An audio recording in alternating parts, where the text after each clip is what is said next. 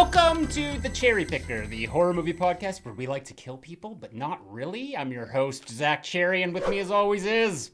A naked American man stole my balloons. Eddie of Edward is Truth. You knew I was going to say that line. I didn't. I had no idea.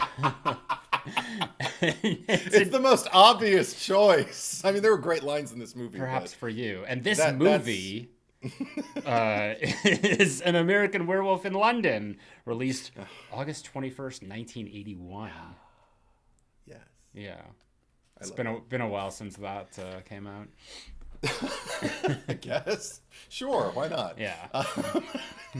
And why did we choose this one this month? I guess because it's like Valentine's, and it kind of has a love story in it. Yeah. I just another horror classic. Well, I just let you go with it, and you actually suggested Fatal Attraction as well, because you're like, yeah, sure. Like love stories. Yeah, and I'm like, okay, sure. I mean, like, yeah, we haven't talked about American Werewolf in London yet, so it just made sense. Yeah, and I love in my screening for the pod, I was watching it, kind of going like, I never really focus on the love story. I don't think that's what people turn to this movie for. I think there were a lot of things that they turned to before that. Yeah. And I was actually kind of happy that that's why we hooked it in, because I think I won't say it's not flawed, but I think it is kind of like the most abrupt and clumsy aspect of this film that is otherwise, kind of beyond. Do you consider this to be the best werewolf movie? I can't. If you ask me to, the challenge would be name a better werewolf movie than An American Werewolf in London. I can't. I mean, whatever the factors are, the acting, the writing, the comedy, the horror, the fun with sexiness of it, which is different than the romance. Yeah. But I across the board, even the stunts, it is firing on almost every cylinder. And I don't know many werewolf movies that do that for me. How about you? Yeah, I mean, what's interesting about this one, like, it almost feels more of like a satire of a werewolf movie, and because it definitely leans more into the comedy. Well, Cursed is a meta werewolf movie. Oh boy, Cursed, which we did cover. It's funny with Cursed is just like, in hindsight, like the more I think about it, just like I had a really good time with that. Like the more like werewolf movies I watch, because like werewolf movies in general I find are not good. There's very few and far between that they can take themselves really seriously, almost to like a zombie apocalypse level, and I don't think. I mean, I guess you can go that way, but I've yet to see one do it as effectively as this one does with humor. Yeah, I mean, it just depends, because there's like The Howling, which came out the same year. I think it came out before this one. Is obviously very serious, very dire. Dee Wallace. But you can, but you like look at something like that, and there's like more. You can find the camp in it, whereas this is a different kind of camp.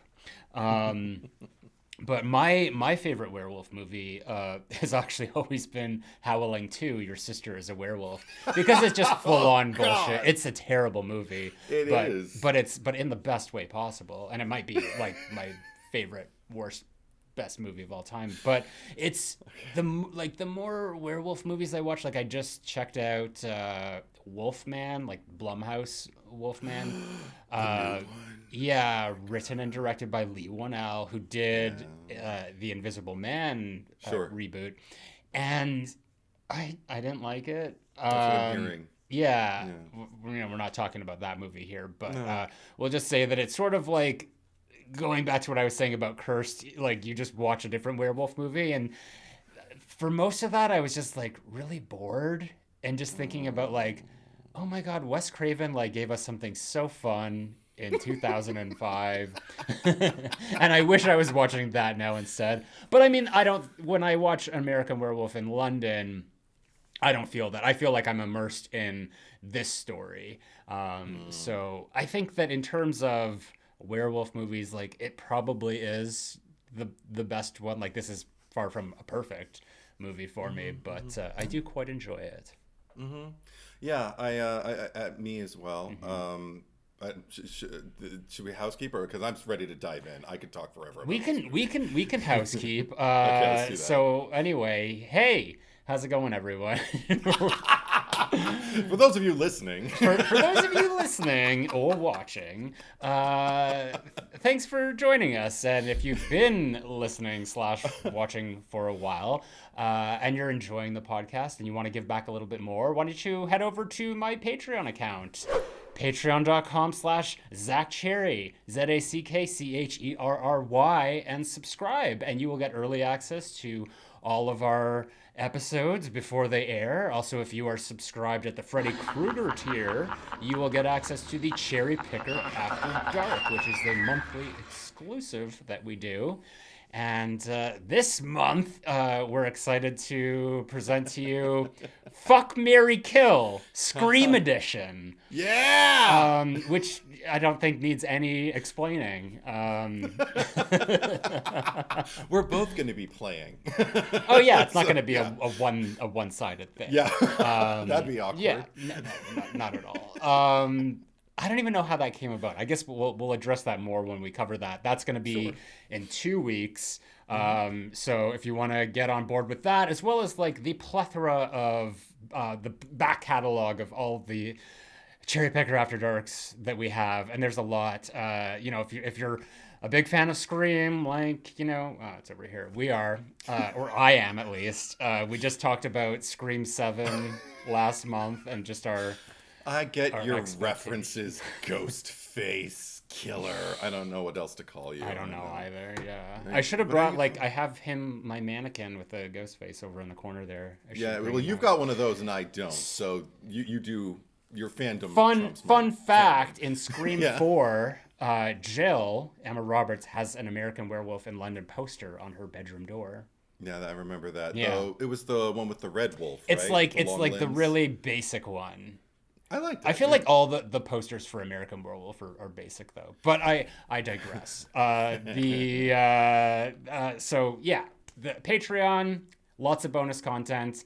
You enjoy hearing us bicker with each other. Go check it out. But having said that, I do want to thank some very special people. My Michael Myers tier supporters. So thank you to Kyle Beard, Maxime Rivest, Ali Hamouche, Shane Allingham, Tim McKay, Stephanie Starbright, Horror Slut 95, Bruce the Genetic Jackhammer Rando, Josh Carr, Michael Boswell, and Ghost Faces. Thank you to Eric Champney, Sam Levy, Daniel Saturn, Garrison Nichols, Baby Ghoul, and Craig Lynn. So thank you very much to all of y'all. All of you. Thank you to Jason Voorhees Galatello, our podcast editor. But with all that said, Edward, do you have a American premise in London for us? Yeah, I can read it in an American accent, but I could attempt some kind of... I want to hear like a full-on Cockney. You want to... Hello, Governor! Freshen your drink for you! Oh my God, I should have sent it to you. I want to hear your Cockney. Oh God, no. But, hello, governor. No, it's Hello. like kind of like the cab driver in this movie, where it's just kind of like brings back to mind the days of Fleet Street. Don't it. You could do it as Glenn. Oh no, I'm a freak. Okay, I could do it as Glenn. Oh, or I'll probably veer into Glenda too, though. Yeah. It's like, you'll wrinkle my dress. when and starting now. When American college students David Kessler and Jack Goodman take an unexpected detour off a walking tour of Great Britain, they are attacked by a monstrous beast in the night, leaving Jack killed while David recovers in a city hospital, plagued by nightmares and visages, encouraging him to believe he will soon transform into an American werewolf in London. I don't know. Very nice. Very nice. You can barely keep it together. I'm impressed with myself. Yeah. Oh, where can we all watch this?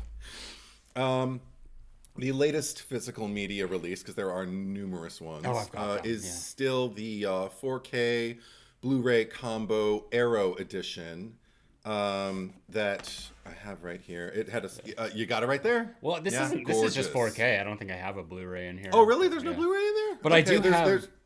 There's. I think. Yeah. There's. Maybe. Yeah. Yeah. But anyway, you can find it in a lot of physical media releases. But that one was dropped March 15th, 2022.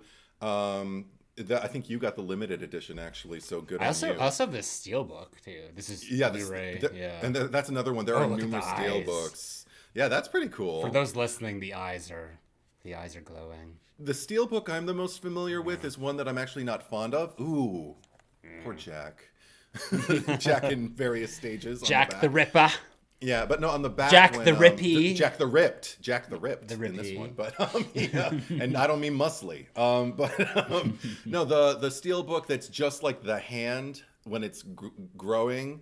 I couldn't tell whether I liked it or not. Have you seen it? It's like gray and blue, no, and I think it's got like the symbol for the tube like right behind it, so it looks like there's the werewolf and he's in London. But and I don't know. I thought I knew exactly what it was when I saw the hand outline, so I was like, okay, that's something. But it's not pleasant to look at. It's just kind of It looks like modern art, and I'm not a big fan of a lot of modern art. But anyway, I digress. Also, you can stream it with ads on Fossum, Freevee, Pluto TV, and Tubi, or see it like I did with a 7-day trial subscription, commercial free, to MovieSphere via YouTube. So there you can find it. You mean you don't own it? I've owned many editions, but I've also sold them all. Oh so my gosh. I tried to buy a new one for this, and the seller wouldn't send it. Like a few days went by, and it still hadn't been posted. You know so why? Like, you know why, Edward? Because he knew that you would just resell it. I have this clairvoyant eBay seller who's got you in his ear. You're the Obi-Wan of physical media now, Zack Cherry. And apparently I've gone to the dark side because I've sold a few discs. But anyway. A few? Many. And I would sell them again. I needed the money. But anyway, that's all. They've got OnlyFans for that. You could become an Uber driver. Oh God, you would wish an Uber driver ship on me. Not that there's any shame in it, but I have nothing but the utmost respect for Uber drivers and what they have to contend with, because I know the nightmare stories I've heard. They're terrible. I try to be as polite and British as possible when I'm in my Uber. I'm trying to bring it back. Just the Britishness. Yes. All right. I'm not British at all, but I try to behave that way sometimes. So when was the first time you saw this movie, Zach? Oh my gosh, probably when I was 13. I know that my friend really was into it, and it was just like one of those, you watch this. And that just begat that. And I remember I bought the Universal, remember the DVDs, the Universal Collector's Editions? Oh, yeah. And, with the little gold stripe at the top, and they had that. And this, I think it had a blue artwork sort of thing with London in the background, and just a screen grab still of the werewolf howling into the moon. Yes. And I had that for the longest time. But yeah, that's just my memory of it. I don't have any far-reaching interesting stories to tell about it like you might. Oh, well, gather around, children. It's story time. See, back in the day, we had these tapes that we'd call VHS cassettes. And my mom had this movie on our horror shelf in our collection when I was, I think the whole time I was growing up, even before. I remember looking at the cover, I always thought no, that looks scary. Because it was just the one that they superimposed them in London now. But it was just in the shadows. It's David Naughton and Griffin Dunn in their puffer jackets, just kind of hunched over, just looking at the moon. And that was the cover of the VHS. And I remember I'd look at it and think an American Werewolf in London. No, I don't know. Something about it just told me, no, don't watch that. And as I started to get into horror of my own, I guess I forgot about it. And one day my mom, I think must have been about 14 years old.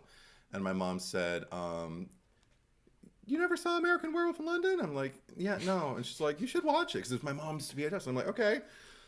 I was always scared of it, but she's like, well, it's scary. I'm like, oh, well, now I want to see it. So we sat down. I watched it with my mom at like 14. I had just met my oldest friend, John Carlos McMaster, and he was who I thought of when I saw the two of them getting out of the truck and one of them was kind of silly. I was like, Griffin Dunn's like John Carlos. And I thought, so I guess I'm like David Naughton. And the thing that broke my heart was when Jack is getting ripped to shreds. And I think I've told John Carlos this, but he might have forgotten. And David is running away. I remember going like, oh my God, I would totally do that.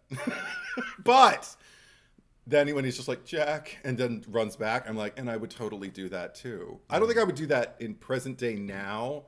I'd probably rather die fighting to try and save my friend than live with the guilt that I ran away while he was being mauled and then ran back to try and... Well, that was his fatal flaw. I was going, like, you just run, keep running. Because, I mean...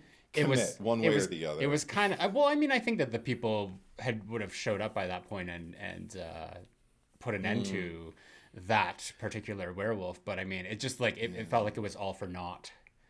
It was all for naught and for David Naughton. But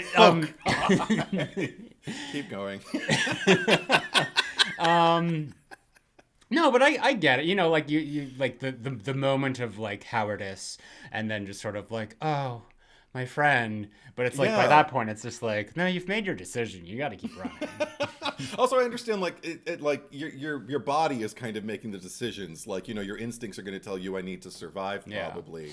But I mean, my instincts to survive is probably dipped down significantly. Yeah. I'm like, I've accepted that like death is a fact. It's going to happen to me. I won't encourage it or do anything to try and quicken the process. But it happens to all of us. Well, just adrenaline. I think I've told this story before, but it was like my...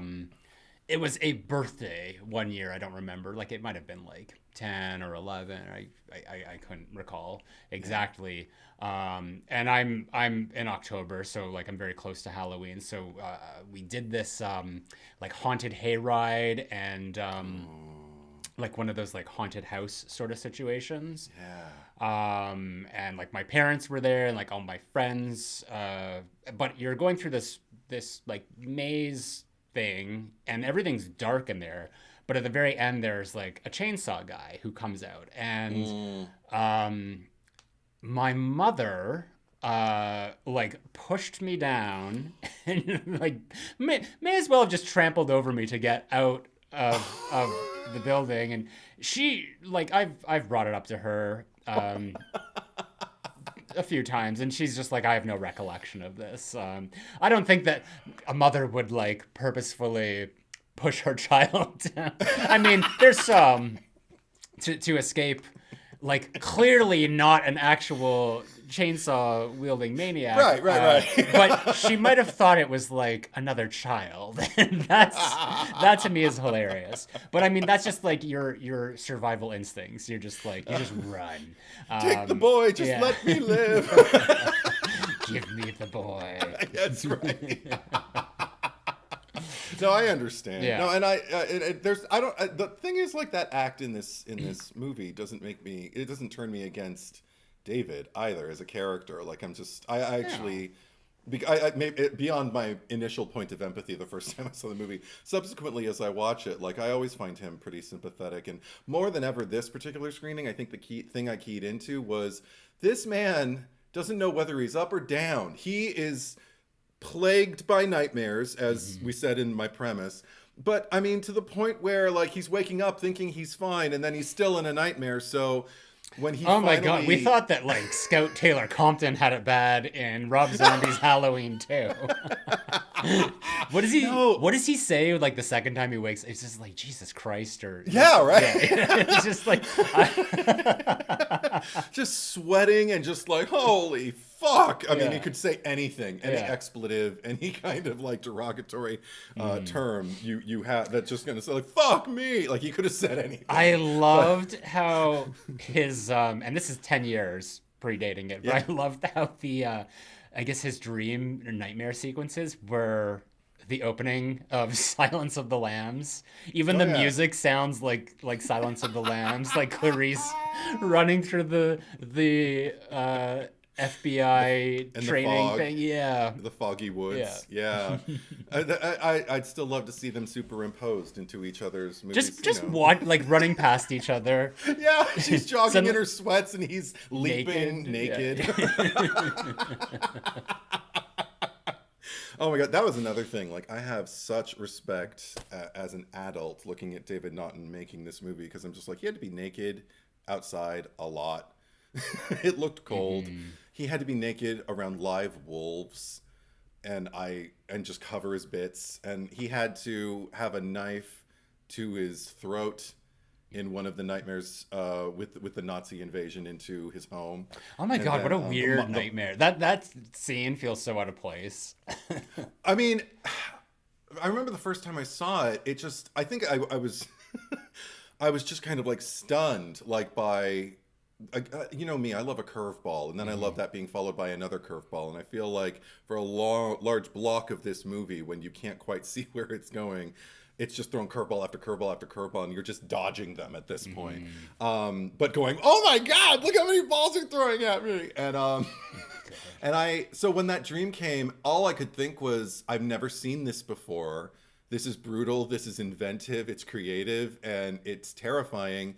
And yet it felt like a real nightmare, because it doesn't quite make immediate sense. I know that subsequently people have studied this film, and John Landis has even spoken to like how werewolf lore is largely tied in with anti-Semitism and, you know, things like that, and even like thematically, like the way Nazis tried to almost kind of appropriate a wolf-like emblem, I guess, or whatever.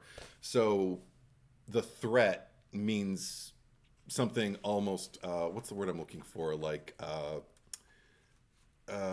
almost like an elemental reaction that John Landis had to the idea of a wolf and of a man becoming a beast and being capable of committing atrocities to the point where he no longer resembles a human being. You know, there's no humanity, there's no compassion, there's no reason or patience, there's not even memory. So I don't know where I'm going with this. I thought you were gonna like launch into a Dr. Loomis.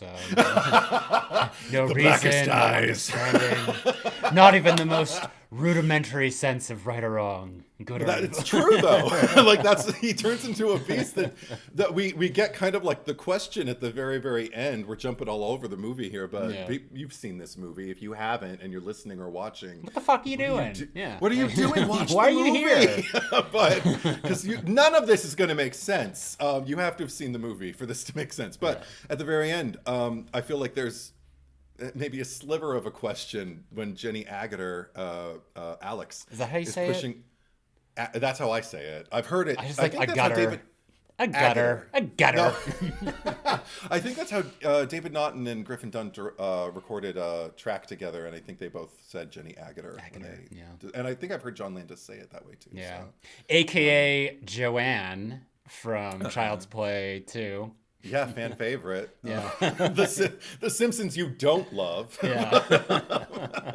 But the foster mom from hell. Although some people don't feel that way, but I do. But anyway, when she's pushing her way through the crowd at the end, which looked also kind of brutal, like she literally, someone's trying to hold her back, and it looks like she really has to like force her way through this wall of armed guards or whatever, and she topples over these men who are crouched down, and they all kind of like domino to one direction. She runs into the alleyway and she starts talking to David like, they're going to kill you, and I love you, David.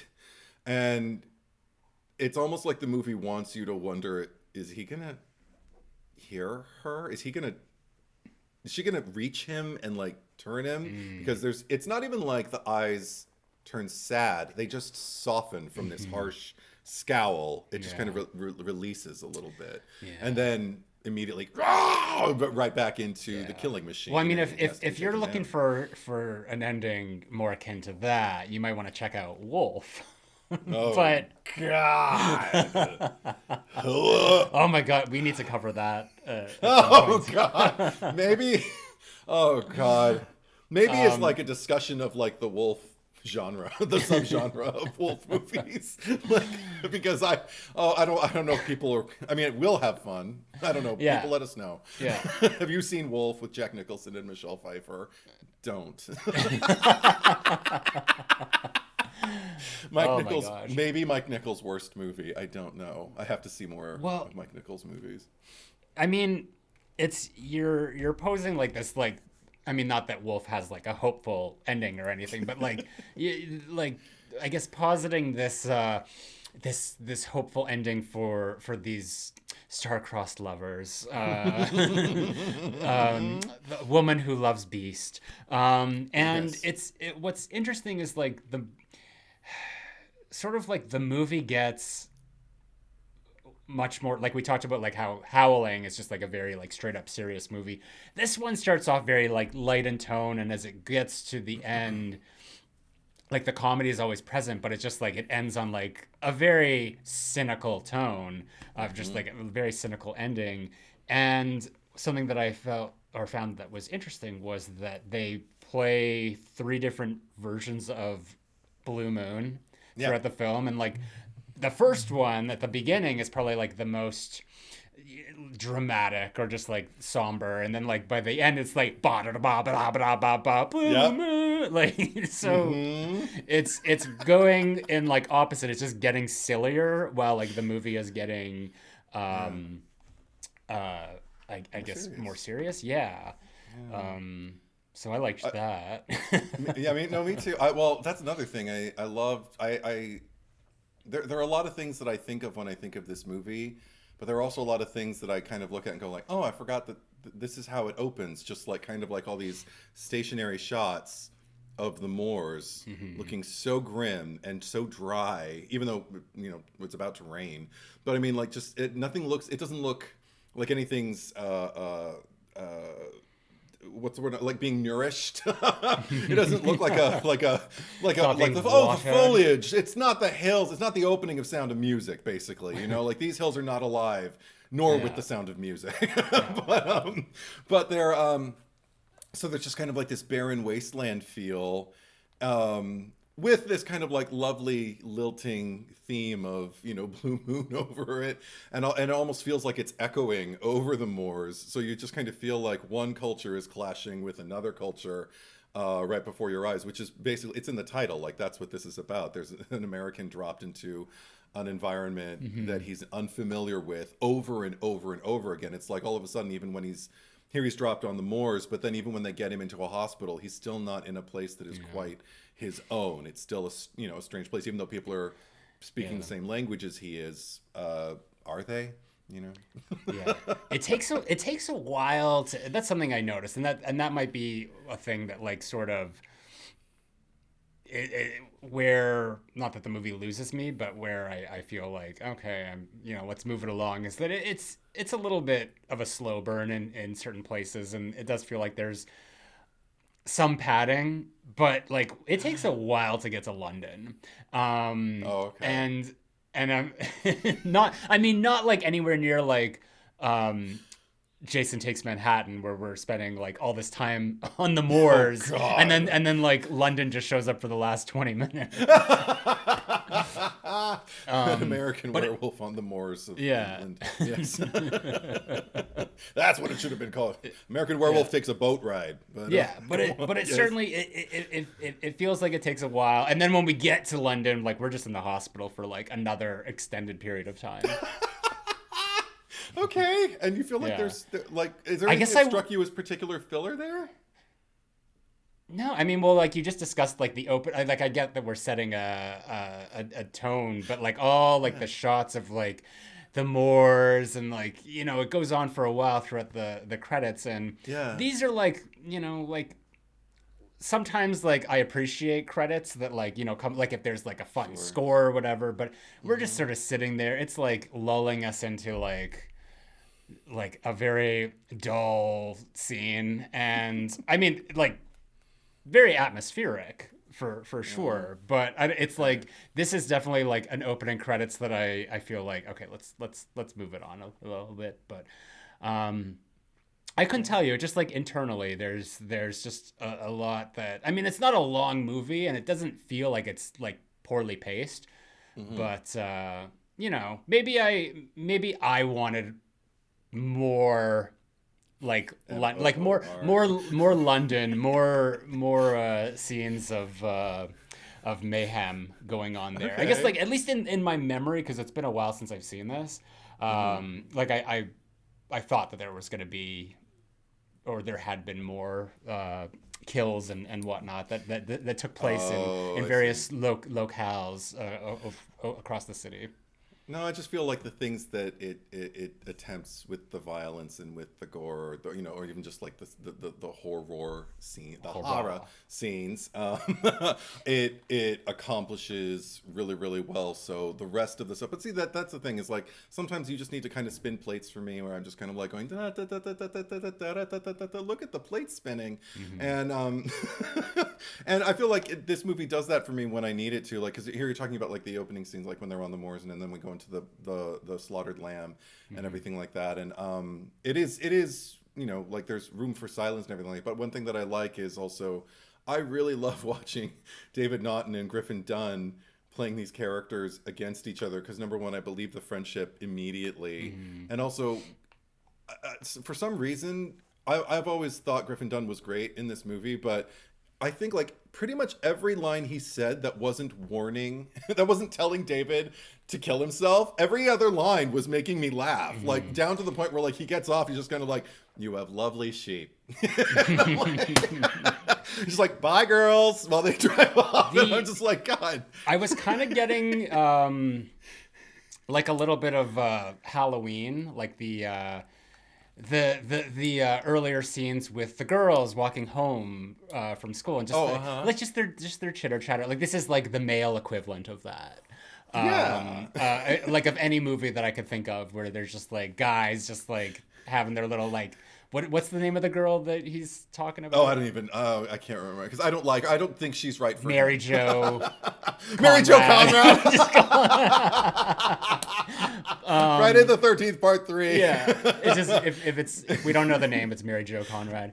I don't like her. I have an opinion like developed around this woman, where I'm just kind of like, Jack, you can do better. Stop focusing on her damn body. Yeah, but well, Mary Jo Conrad, yes. It felt there's an authenticity to it, and I guess in this case, David would be Laurie and Jack would be Annie. So I don't know, like maybe they needed a Linda there.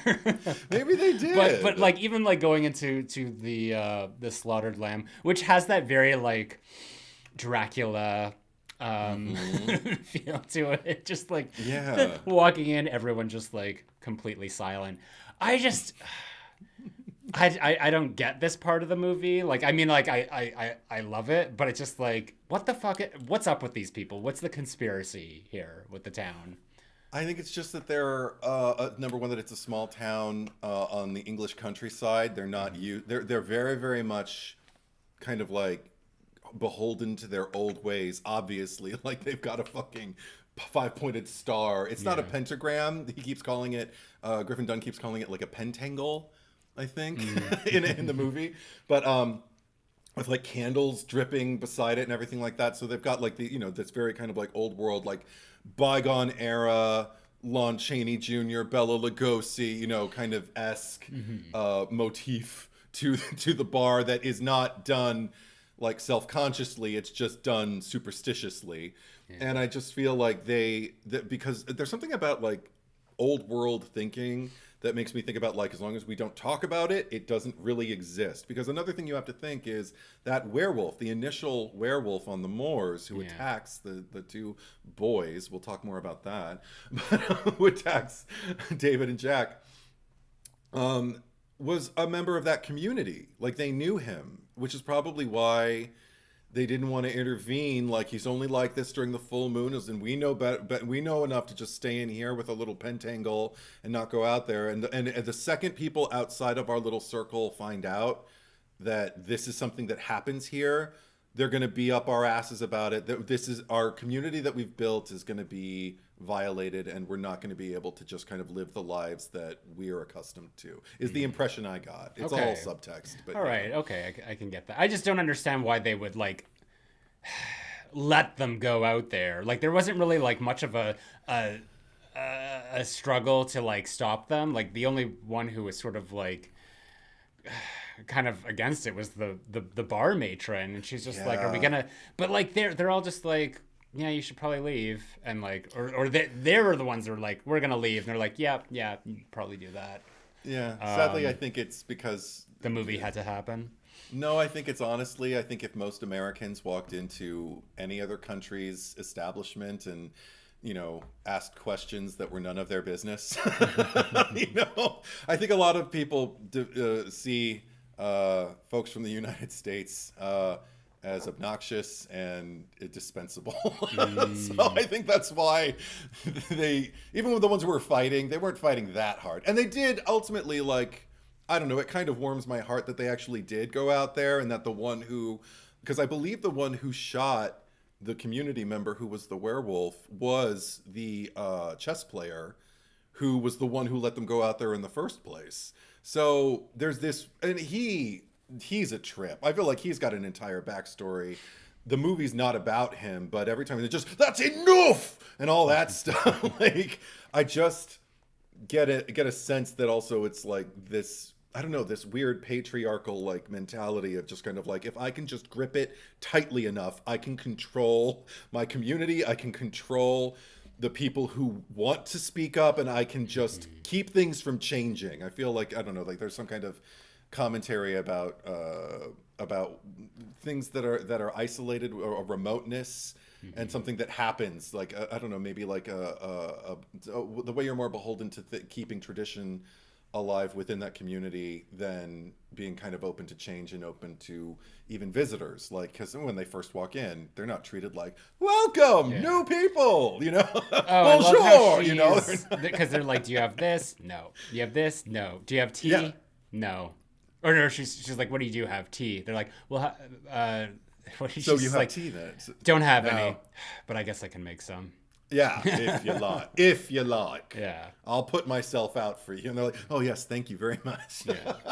But I'm like, I wouldn't walk into an establishment like that and start asking questions about the shit on the wall. I would just, thank you very much. Oh, I would. I'm just Zack, you're going to be sent out onto the moors. Well, they didn't send them out. They just got really uncomfortable, as in like the two Americans, and voluntarily left, and nobody really tried to stop them. You can't just let them go. But also there's this weird like thing where I could see like the chess player trying to like solve it in his head, like when he's just kind of like, as long as they keep to the roads, they'll be fine. He doesn't know that, but he's trying to, well, they don't keep to the roads. They like completely go off and yeah. And they both look up and beware the moon in unison. Oh my God, they make me laugh so hard. But that's another thing that I love about this movie, is that like, because then they encounter the wolf and we don't see it at all. It's Jaws all over again, but it totally works for me. Like, I just imagine being out there in the middle of nowhere, because remoteness scares me. Like being out in a barren wilderness, I don't like not being able to see. I think we covered this when we talked about Nope, just like the vastness of the night sky and being on a terrain where you can't see lights or civilization anywhere. Not my thing, not my cup of tea. And so just imagining something in the shadows that you can't make out, that is circling you and making the howl. Like I've heard howls, and that's another thing about the werewolf thing, is that there are other werewolf movies and a lot of them howl the same way, just kind of This is so otherworldly and terrifying because it's close enough to a wolf howl that you can identify it that way, but it also sounds bigger and more like it's kind of consumed with the evils and the unknown of the final frontiers of this world. Like, there's something that we never should come in contact with that makes that noise. I mean, it's scarier to me than like the T-Rex roar in the Jurassic Park movies. You know, like I can't deal with that. I can't even do it.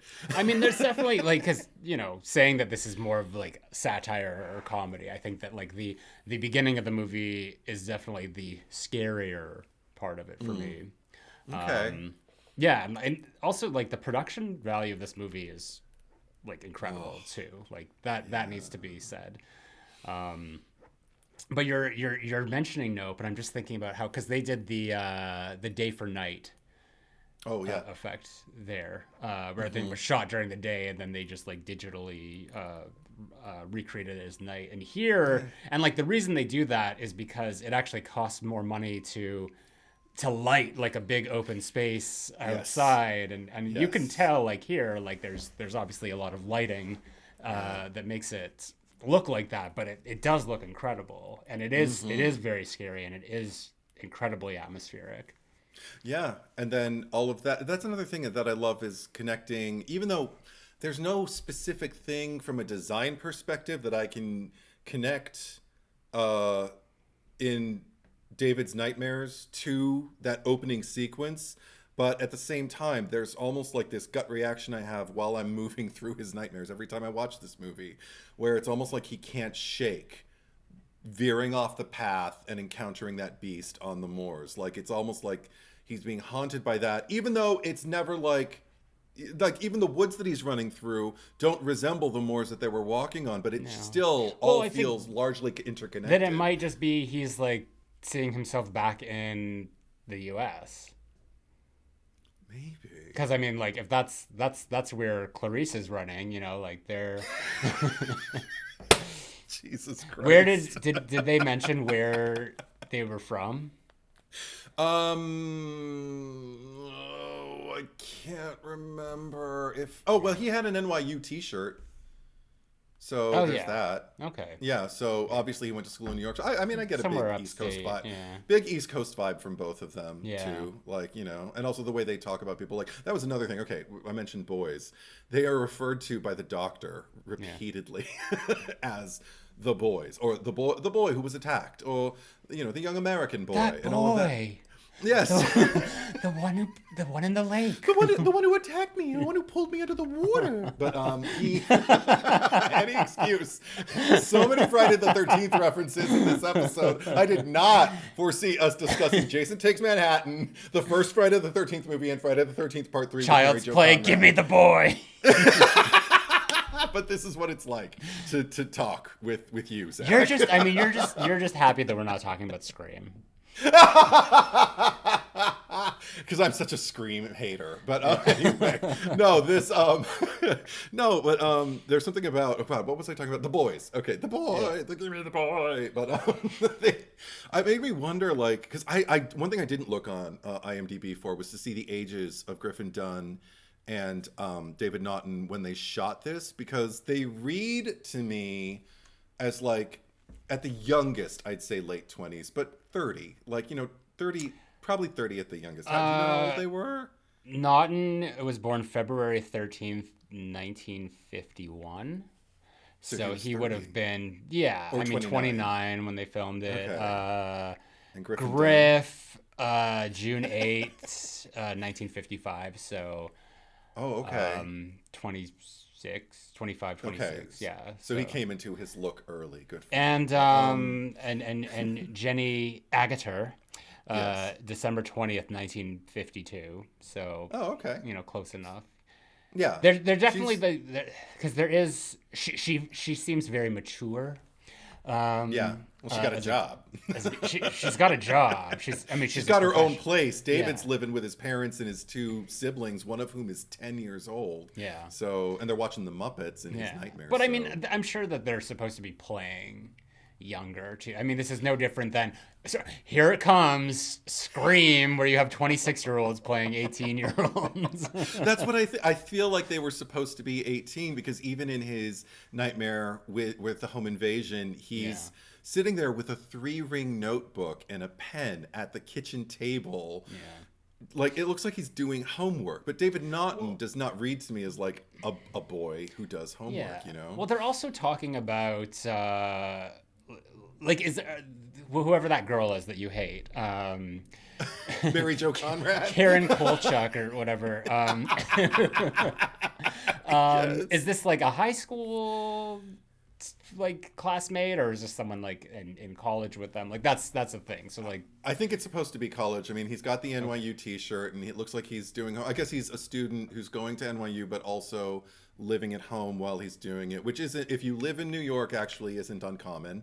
But it's interesting because even the way they talk about people, it does feel very high school. But I would buy it as college just because, like, when he asks Jack. I don't even know if he asked, but Jack is talking about his funeral, and he talks about Mary Jo Conrad and says that how she came and she cried a lot, but you know who she went home with? And then he names Jason Voorhees, like somebody, I don't know who. Like, imagine. Yeah. Jason Voorhees of all people. So she. So I mean, that's the way you talk about when you have like a kind of like a close knit, like almost like class, either like a senior class in high school or maybe a freshman year. Yeah. In That's college. that's why I say it's like the Halloween dialogue, because they're like Yes. they're name dropping, like, isn't that Devon Graham? Right. I think he's cute, but. What if it's a shared universe? American Werewolf in London exists in the same exact universe as every other. Laurie, it doesn't matter if you go off the roads or not. I always go off the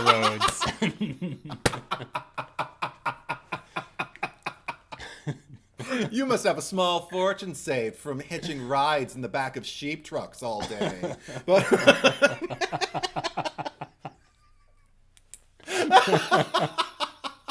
I mean. But what are we talking about? We're talking about how Laurie, Linda, and Annie went to school with David and Jack. Yes, yeah. Oh my God, that'd be so sweet. You know who could have been the third person in their group to make that, like, the three girls, the three boys? They could have had Ben Tramer with them. They should have been on the moors. Ben Tramer, yeah. I mean, sadly, he. I mean, I guess Halloween 2 came out in 81, but technically it's 78, so he would have already been crispy fried. If you acknowledge that continuity, yeah. Which I do. I know you do. Let me see, what else do I want to talk about?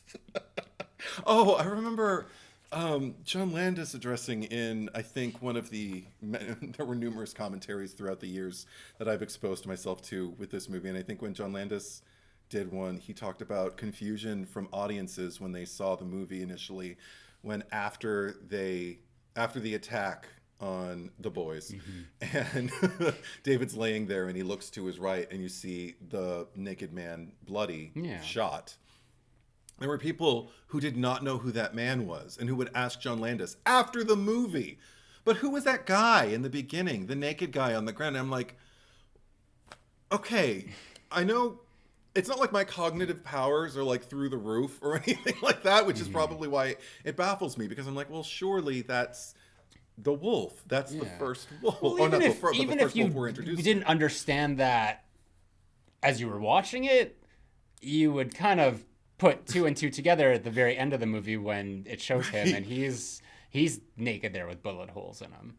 Right. Yeah. Like in the exact same, not the exact same pose, but like the exact same predicament for sure. Yeah. So I don't know. That's baffling to me. But I do, with regard to the love story between them, like there's also like this weird thing, like I talked about, like kind of like this weird dream logic that he was going through, like in his mental state, like after he's in the hospital and after then, even as he starts to leave. There are actions that I was waiting to see if I needed to scrutinize, because like I said, I think the love story is abrupt and clumsy, but I do also kind of feel like it makes sense that David would make a lot of the decisions that he's making, given his present mental state, like post trauma, because there's that moment where he's having the nightmares, then he gets visited by Jack. We'll talk about that. But immediately after, he's like calling, "Nurse, nurse," and she runs in. And the first thing he does before he really even kind of lays eyes on her is kiss her. Now, he can hear her voice, so he probably knows that it's Alex. But he just kisses her. And she's like, and they hold the kiss together. It's a very sweet kiss. It's not, lascivious or anything. Very unwolf-like. But then he pulls back and she says, "I'm a werewolf." And, and I'm just kind of like, yeah, this moment doesn't make sense. But nothing that he's going to do from here on out will necessarily make sense. He thinks he's losing his mind. So he might think he's still in a dream. And if I'm in a dream, I'm kissing that nurse, and then I'm going to tell her the truth and see if she can lead me out to the waking life or something. I don't know. How many times do you have like dreams and like know that you're dreaming though? A lot these days. I mean, eventually. I recently posted in my story, like, have you ever been in a dream where you're having a conversation that is so boring that you start wanting to wake up and plan your day? Like, that literally happened to me just a few days ago. I couldn't tell you the circumstances of the dream. I just remember I was with somebody, they were talking, and I was like, this is going nowhere. Like, I need to wake up. I need to plan This my is day. Going nowhere. I gotta call. I have to call Nurse Alex. I want to find out where Jack and Mary Jo Conrad are. Do you have lucid dreams then? Where you have like control over the... I've tried things where I kind of like feel like, what if I do this instead? Almost like where you're kind of conscious of it, but it's not like, oh, I'm dreaming. Okay, that means I can do anything. I haven't had that, but I have had like a sliver of truth in my head. Where I'm just kind of like, you know what? I'm not going to go. I know the direction this dream is going to take, and I don't want to go there. So I'm just going to turn in this direction. I'd rather dream about this. That kind of weird, foggy, unexplainable thing. What about you? You ever have a lucid dream? Maybe like once. Yeah. Yeah. So are your dreams more like... prone to attack you? Oh, absolutely. Yeah. Wow. But no, I have like nightmares. Like they're not like nightmares, but they're just like just unpleasant situations. More just like embarrassments or just like situations where you just like step outside of them feeling crummy. Like, wow, I wish I hadn't done that. Right. Like a really pathetic Freddy Krueger is pulling the strings in that nightmare. Like, that's just a social anxiety dream. But that's basically, what most of them are, social anxiety. But I don't retain anything. Like, after, like, immediately I wake up and it just, like... Okay. And it's funny because it's like everything seems so dire and important and it's just like you're on a mission and then suddenly you wake up and you're just like, but I still have to do... What did I have to do? Right. Like, I don't have to do anything except get up. Right. Like, yeah. Yeah, I've had that. I've had quite a few this past year where I feel you with the social anxiety thing and everything. And I get that a lot. But then I'll wake up and still feel embarrassment or shame or something like that. And I'll have to almost talk myself off the ledge as I lay in my bed and tell myself, it's okay. It's not real. That didn't really happen. The last thing that you said to this person was this, not that. So, and then eventually I'm just kind of like, okay, cool. I can unclench now. I think I wake up. I don't have nightmares often, like not Freddy's nightmares, surely, because if I did, I would just admire the production design. I'd be like, wow, you are a craftsman. You know me so well. I would be in admiration of it. Whereas, no, it's just like a boring conversation that I can't wait to get out of. And it's like, I don't want to waste my subconscious on this. Yeah. And then I wake up and I'm like, oh, you didn't. You woke up. Good for you. So what are we planning today? Anyway, David doesn't have that luxury. No. But so this relationship or this blossoming romance, because her attraction to him is, I forget what she says, but it's just like the second part of the more profound part is just like there's a sadness to you. Yeah, I found you very attractive and a little bit sad. Yeah. Go on. Oh, because it's like she's like a preschooler, like telling you about her summer vacation or something to the whole class, and the teacher's like, "Go on, you have to fill up 2 minutes with your summer vacation details." Yeah. And No, even her reaction I just is like take that as just like, because he's just like, this is gonna lead to sex. Like she could say whatever, and it might like be true or not, and it might like be embarrassing for me or disparaging in a way, but it's just like, is it gonna lead to something? Like, go on. Yeah. And that's another thing, like where David's predicament as a character like kind of saves a lot of the nonsensical directions that or decisions that he makes, like as a character, like his predicament and mental state. But with her, for me, it's like, I feel like she's written very simply, and Jenny Agutter fills in a lot of the gaps with like just being a tremendous actress, because when he tells her, "Go on," I love this hesitation she has where she's like, "Well, that was all I was prepared to say." Really? Okay. I've had 7 lovers in my life. I should tell you my sexual history just so you know that I like getting my needs met, but 3 of them have been one night stands, so but 4 of them were guys I knew. I don't know why am I telling you this, like in less words. But what she's playing, like, I feel like that's her subtext. It's just like, what the fuck is up with this American? Why did I invite him into my house, and why is he so attractive to me? I think that she's attracted to chaos. Probably. And maybe. that's it. Lo and behold, the movie ends, and it was actually not a story about David. It was a story about her and just like her continuous string of failed romances because of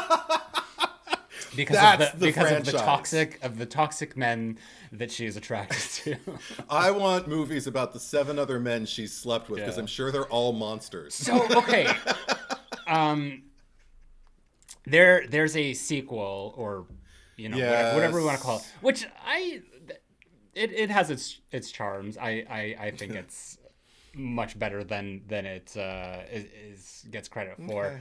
But you and I, because we covered both of these movies on the old podcast, and I didn't realize that she was a character that carries over into the movie. American Werewolf in Paris. Yeah. So can you say anything about that?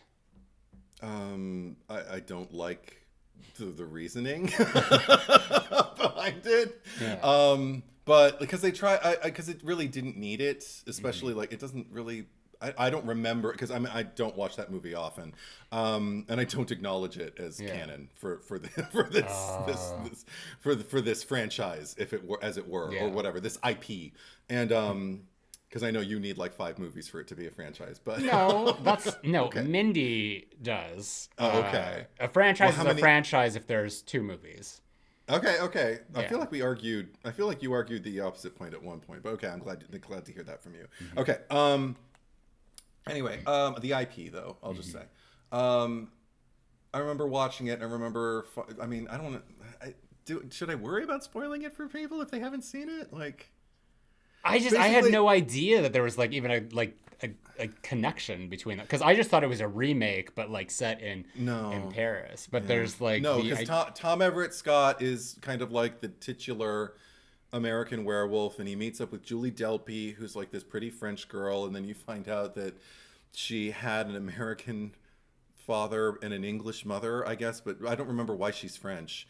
But and so she was the baby that Jenny Agutter was carrying from making love with David. Am I remembering that correctly? Because I haven't seen the movie in a long time, but I think that's what it was. And I remember when I found out about it, I was like, oh. But there's like, okay, so I guess that either by that continuity timeline that London takes place earlier than 1981, or Paris takes place later than 1997, because there's 16 years between the films, and Julie is definitely older than 16 years old. Well, I mean, in the 90s, nobody was thinking about timelines. Continuity. I mean, look, they're still not thinking about them.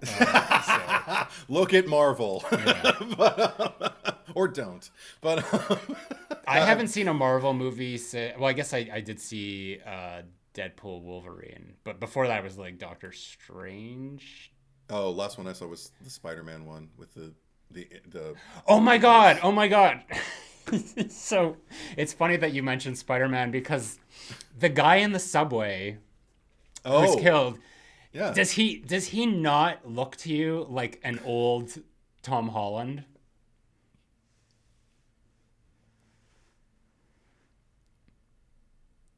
I'm trying to check a lot of boxes in my head.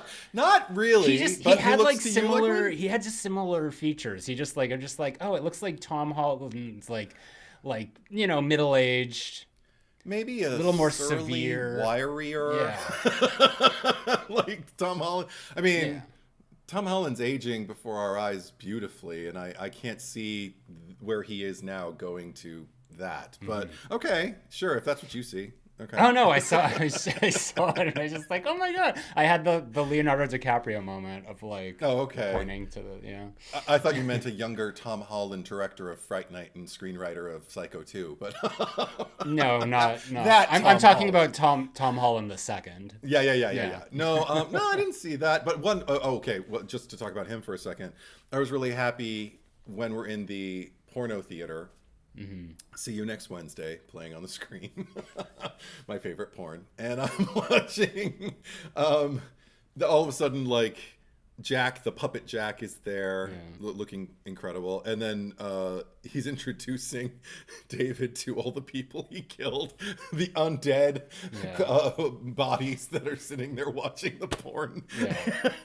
And I love that their demeanors are all kind of different because everyone's dealing with their death, like, in very singular ways. And I feel like who they were when they were alive influences a lot of how they dealt with their undeadness. Mm-hmm. Because the couple, who are all really kind of, oh, you're terrible, let's go through the back way and we'll really give them a good scare. Like the stupid basic people are sitting there just cheery as all, going like, you could get yourself in a car crash. And then the unhoused a trio of men who are just out there and say one of my favorite lines in the movie that is kind of like unintentionally funny, where you hear the wolf howl and he goes, "That's not Winston," their dog. But they're sitting there and they're just kind of, like grouchy about it because, they like, life was hard enough and now they got to deal with this. It's like, and they just want to die. So they're a little impatient. But then the Tom Holland of it all, allegedly, the guy who died in the tube, he was the surliest one of all in his life. It was just kind of like, I shall report this. I shall tell you this is not amusing at all, or not in the least bit amusing, whatever the line is. Mm-hmm. And then goes from that into like full-fledged terror, like racing up escalators and everything like that. But I love that this man, who seems like he'd be a lot of laughs in life, in death, he's the one who's just kind of like the most like, and I'm told now I'm to roam the afterlife as one of the marching undead. You've left my wife a widow and my children fatherless. I mean, he is like, this is a guy who lives to bitch and soliloquize. And I don't know, I appreciate that about your Tom Holland. No, the couple are definitely my favorite because they're just so cheery, but like they don't seem particularly upset about it because they have each other almost. It's just like, well, we're together in death, we're gonna make the best of it. At least we died together. There's something about it that's kind of sweet. My favorite line, I mean, it's not even the line, it's just like the whole segment altogether is when they're killed, and then the wife of the dinner host is just like, there's hooligans in the park again.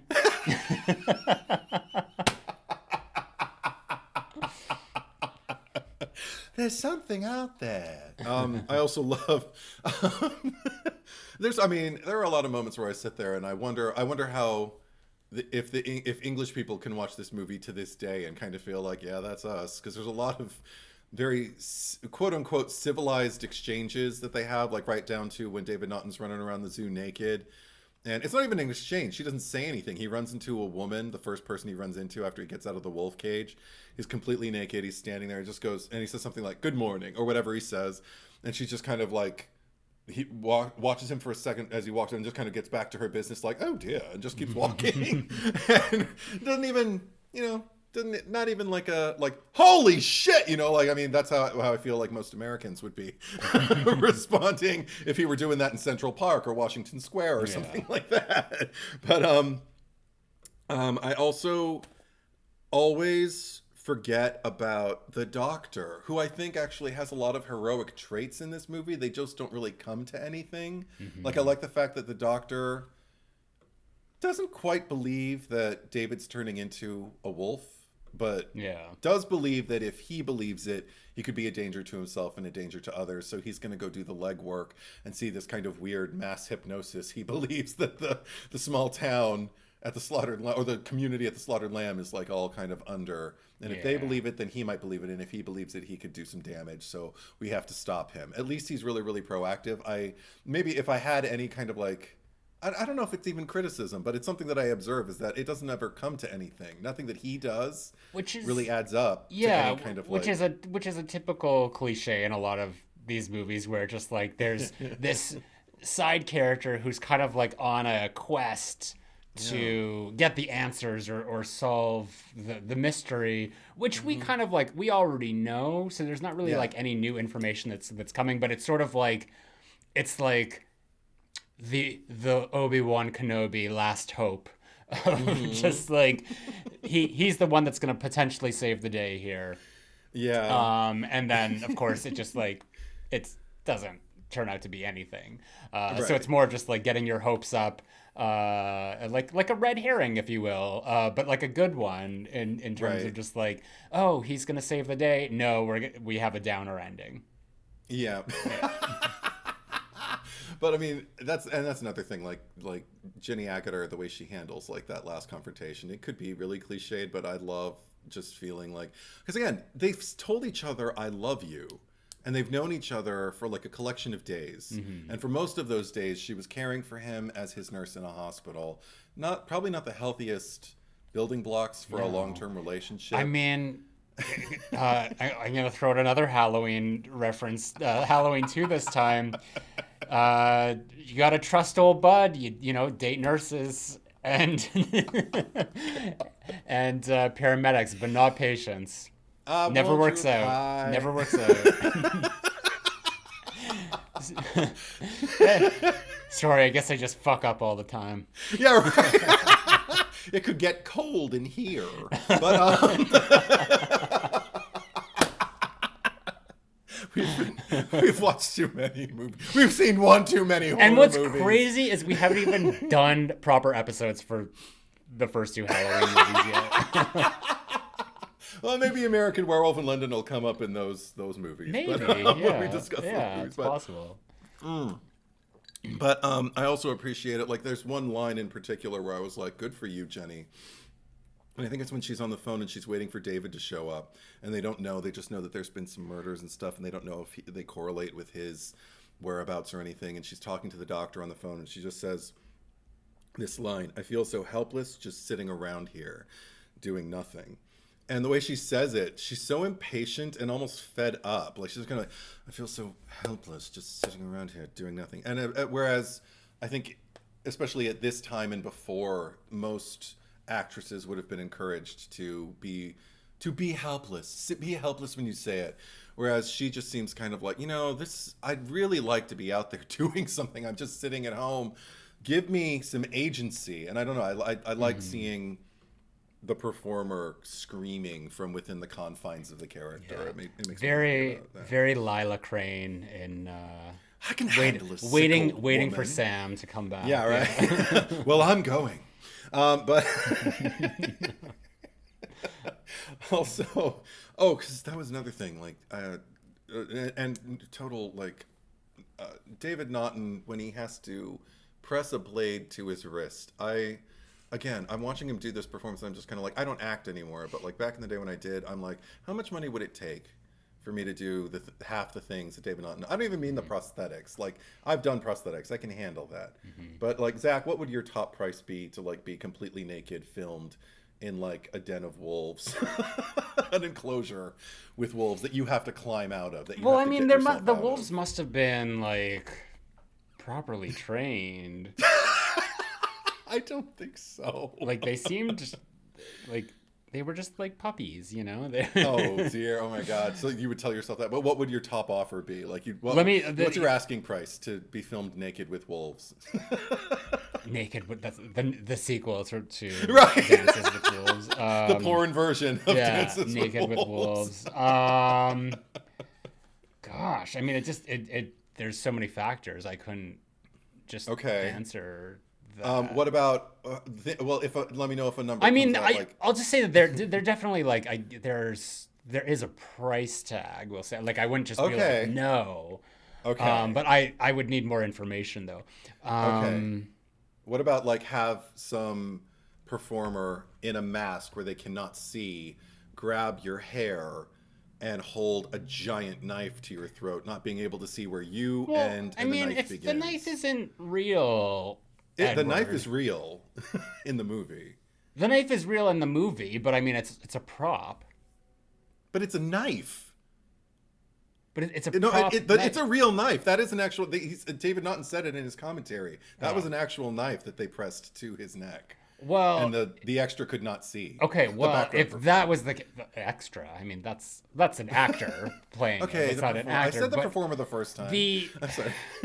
Well, I mean, if I was in David Naughton's shoes, I would probably demand like, no, I'd like get a fucking prop knife there because I don't want you to put that against my throat. Yeah. Especially on a John Landis production. Good point. What did Twilight come after this? After Twilight Zone, the movie came after this, so there was no way to really foresee it. Yeah. But, wow. But I mean, didn't think about that. But yeah, to have that foresight, you're like, yeah, I don't know if I trust your judgments on things, but yeah, I'd have a That's So Raven moment, or what? Who's the one that had the visions? Yes, yeah, Raven Simone. Yeah, in her or TV Cordelia on Angel. You know.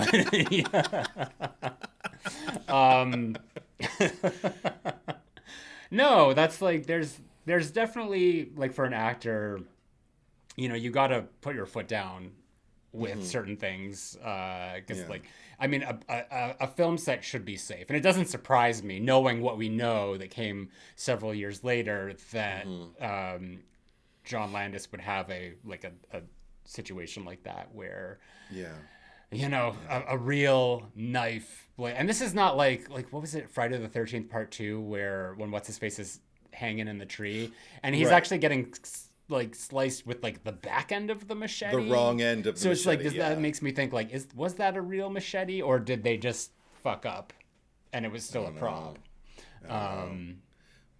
That's a good question. I'd have to rewatch. I think they answer it on Crystal Lake Memories, but I can't remember. But so what about we haven't talked about him much yet. Rick Baker, if you had an opportunity to have prosthetics like that, like put onto you and like act out a scene like that. Oh, that would be so much fun. Yeah. But you're asking me this like I'm not an actor. No, but I mean, like if they just said we just need someone to transform, and we like you're the closest person to us who has the measurements that we need. So yeah, or someone just goes that face, get me that man. Face. The moneymaker. I guess the question would be, is it going to constrict my ability to pee? Always. 100%. Do you think that that was the case for Griff?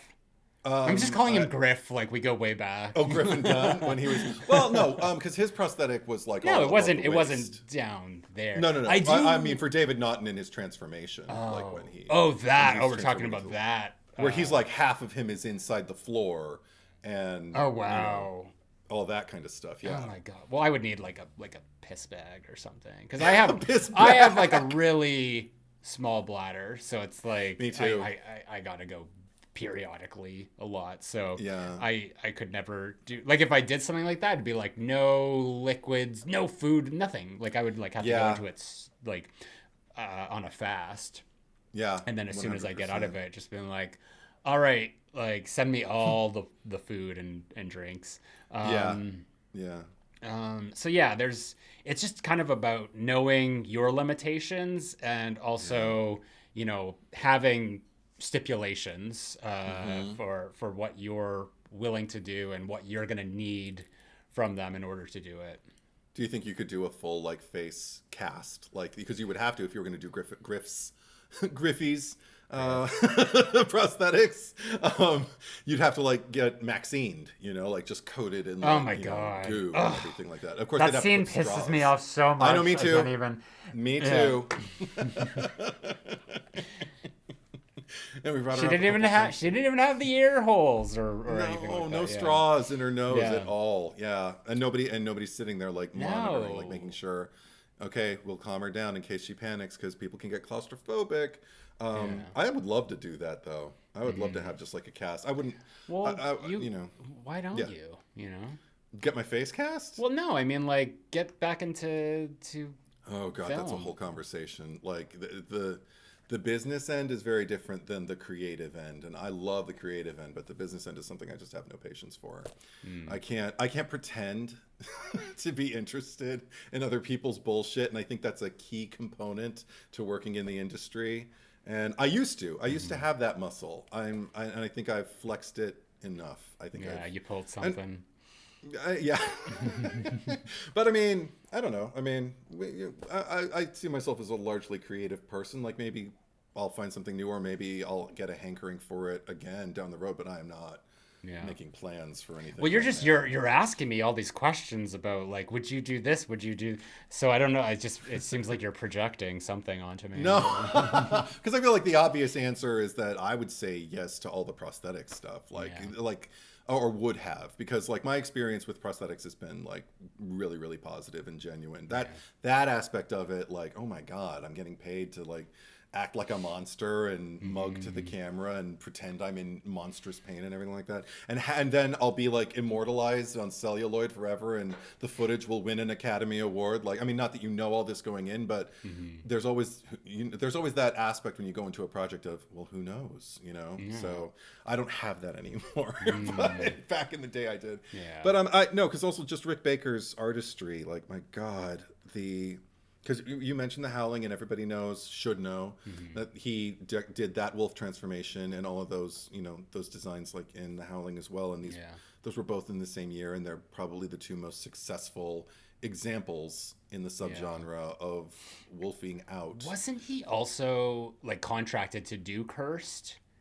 Like what? Like I can't remember originally, and then it just like it didn't work out because of all the issues with how that every wolf movie subsequently has tried to get him, I'm sure. And he's consulted on quite a few. And then of course it just turned out into that like horrible CGI spectacle that we get instead. But I'm pretty sure 100%. That originally that he was involved in the movie. He would be the go-to. He's the authority to this day. He's who I think of when I think about wolfing out transformation kind of things.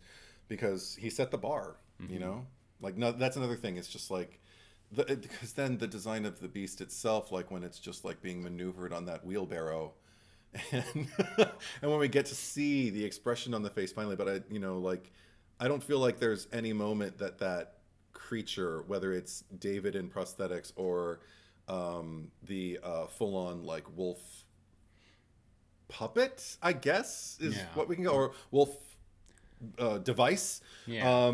It's always thrilling, and I feel like it's always effective. I don't think there's one shot of the wolf in this movie where I'm just kind of like, I could do without that, So the transformation itself, like just the psychology of the character, what do you make of that? Because it's just like he's just sitting there like completely chill, mellow, reading a book, and then all of a sudden it just like, it seems like he's having like the worst fucking migraine ever. Like all of a sudden, like his skull is like caving in on itself.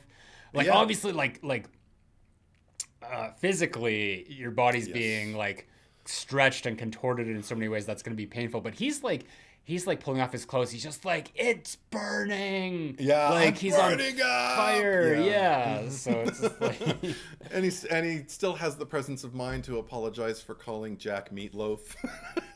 But, a walking meatloaf. Yeah. But no, I think I also love like that it's juxtaposed with whatever reason they decided to make Alex kind of like a Disney file. Like she's got 2 Mickey Mouse toys, I think one was a Minnie Minnie. Mouse. No, she had 2 Mickeys, 1 Minnie, and 1 Donald. I saw the Donald, yeah. Yeah, and the Minnie was on top of the TV. So whenever he's watching television, there's Minnie, just like that. Yeah.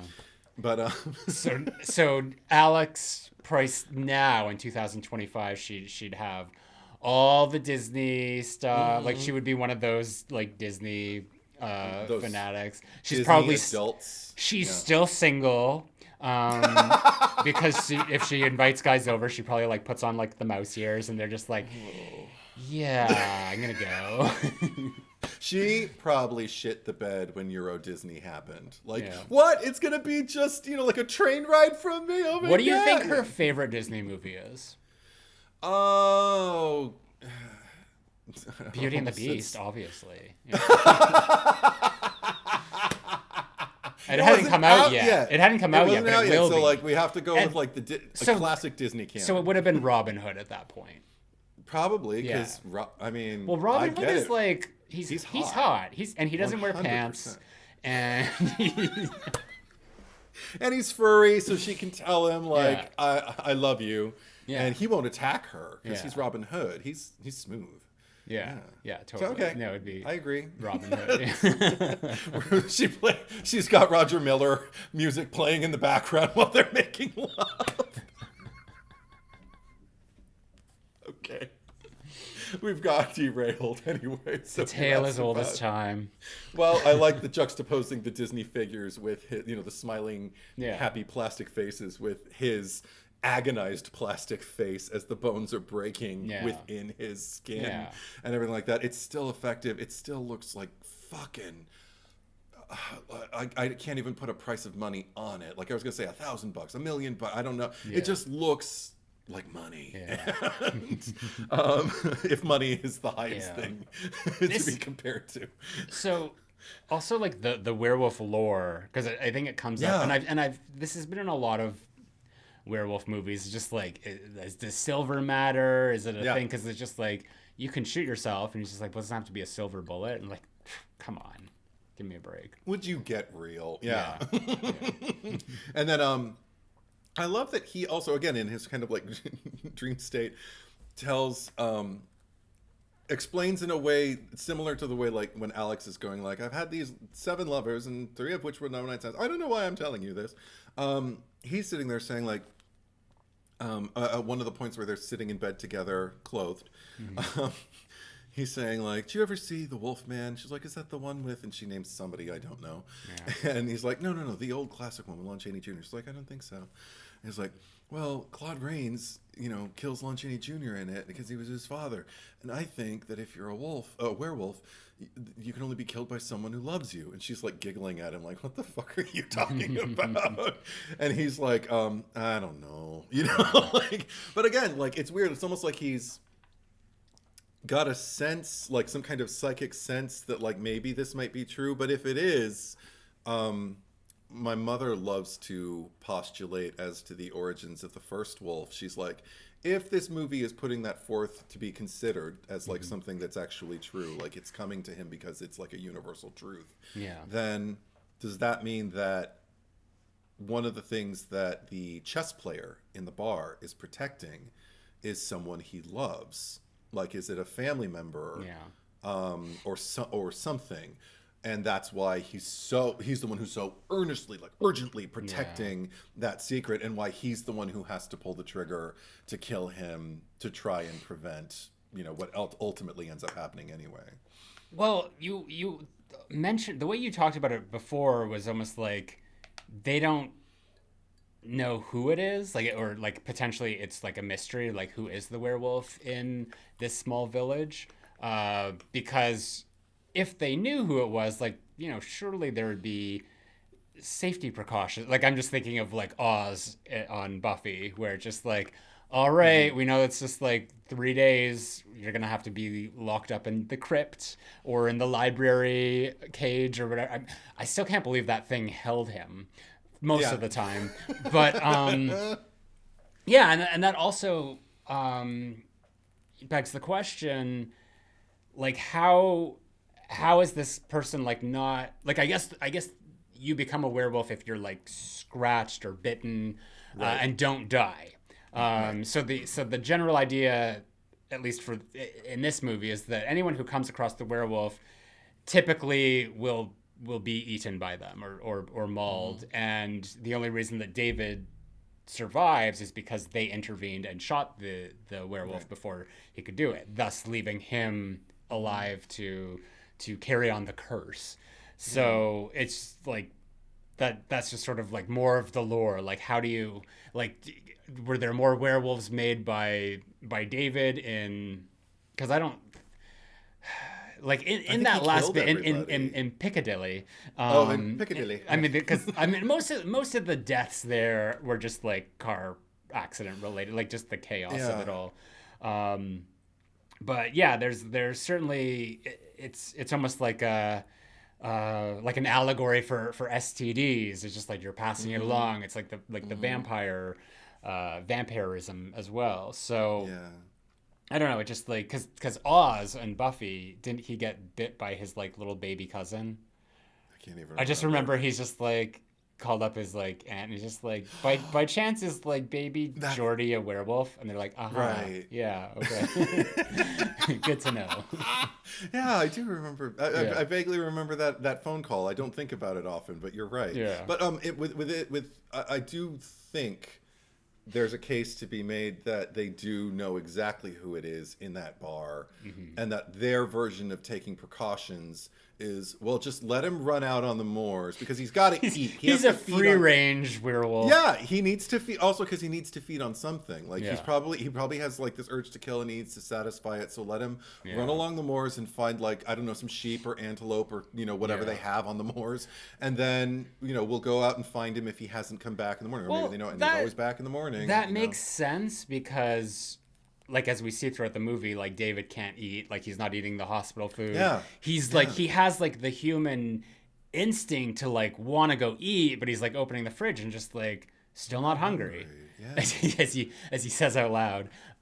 So it's just also like they probably believe that the pentangle protects them. Like maybe that protects like the vicinity and keeps the wolf at bay. Possibly, but it's just this. If you're a werewolf and like living as a human for most of the month, and you're sort of like, you're not. Are you eating? Like, what's the thing that you're doing? You're just starving and waiting for like those 3 days where you're the wolf and you actually get to eat the food that nourishes you. So, or maybe you just starve on the day of the full moon, like the day before the moon. But he wasn't eating while he was in the hospital. Oh, that's true. He did say I wasn't hungry, but he did eat. I mean, she did force feed him. She had to like pinch his nose, but he ate. Well, yeah, she had to force him by pinching his nose. But it's just like, and that's different because I'm thinking of Paris, because I remember the whole scene where Tom Everett Scott's like in that restaurant just like eating like really rare steak, just like sitting, and that's when what's her face. Julie Bowen like comes in and she's just like instantly Delpy. Like, oh wow. Julie Delpy. No, it was Julie Bowen. Oh, was Julie Bowen in the movie? I don't even remember that. Yeah, okay. she was the other American tourist, and she's like, American? And he's just like, he's got like barbecue sauce or steak like all over his face. I really don't care for that film. I haven't seen it in so long. You know what? But you're making me curious. But the lore, I'm just saying the lore between the two films is different. But that would have been a very interesting thing to carry over into the IP, as it were, of just like the idea that a werewolf, once you become a werewolf, you're no longer craving regular human food. You're just waiting, and you might not even like consciously know it, but you're just like, I'm not hungry, and you're just. That's interesting. Because the first wolf, when he turns back to a man, it could also just be the angle that they're shooting him at, like he's laying on his back and his stomach is very, very tight, but he looked really, really thin. Yeah. Not to the point of emaciated, but like I'm wondering if like you reach like a point of like actual like emaciation as a human being that only bulks up when you become a wolf to feed, because that's like you're feeding zone, almost like hibernating, like when bears hibernate and then they come out at first and they're really, really like rail thin and they got to eat and bulk up again. But like with the wolf, the transformation takes care of that, but the feeding still needs to happen for the surviving. I mean, I wonder what that would be like. Because, I mean, the human body can sustain itself, obviously, for a very long time without food. Like, it's water that you need.